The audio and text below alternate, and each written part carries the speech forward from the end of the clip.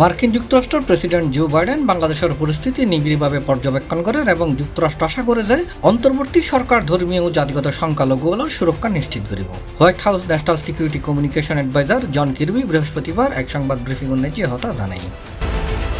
ভারতীয় সংবাদ সংস্থা পিটিআইয়ের ওয়াশিংটন ডিসি ব্যুরো প্রধান ললিত কেঝার এক প্রশ্নের জবাবে তিনি হই আরা খুব নিবিড়ভাবে বিষয়ান পর্যবেক্ষণ করেন এবং প্রেসিডেন্ট নিজেও পর্যবেক্ষণ করেন। কির্বি হই সাবেক প্রধানমন্ত্রী ক্ষমতাচ্যুত হবার পরে বাংলাদেশের নিরাপত্তা পরিস্থিতি কিছুটা জটিল হয়েছে। আরা এই চ্যালেঞ্জ মোকাবেলায় তারার আইন প্রয়োগকারী এবং নিরাপত্তা সেবার সক্ষমতা বৃদ্ধির অন্তর্বর্তী সরকারালয় নিবিড়ভাবে কাজ করে।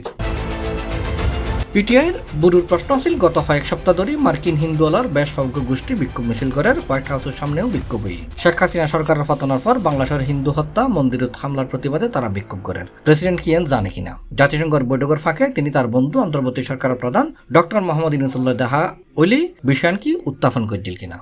জবাবে জন কির্বি হইল আর বাংলাদেশের নেতালয় আলোচনার সময় স্পষ্টভাবে ধর্মীয় এবং জাতীয়ত সংখ্যালঘুগুলো সুরক্ষার বিষয়ে হই। জাতি ধর্ম নির্বিশেষে সকল বাংলাদেশের নিরাপত্তার হতা হই আর এই বিষয়ে তারারে দৈত্যম চায়। C+ TV Chittagong.